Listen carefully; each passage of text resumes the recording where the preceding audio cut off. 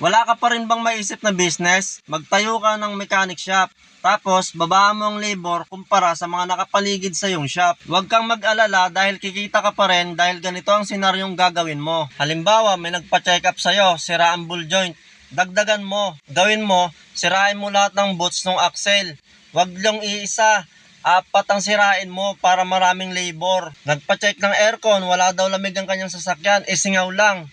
Mura lang yon. Ang gawin mo, palitan mo pati ang evaporator. At ang gagawin mo, dapat libre ang check-up ng iyong shop para maraming papasok sa'yo. At lahat ng papasok sa'yo, hindi pwedeng wala kang sisirain. At mas maganda, medyo exaggerated ang sasabihin mo para matakot talaga sila at ipagawa nila sa'yo. Napakadali na lang din yun sa'yo dahil ikaw na mismo yung sumira, alam mo rin kung anong gagawin. Alam mo kung paano mo aayusin. Pero wag mo yung gagawin sa isang tao lang dahil doon ka na mahuhuli. Wag kang maging greedy. Okay?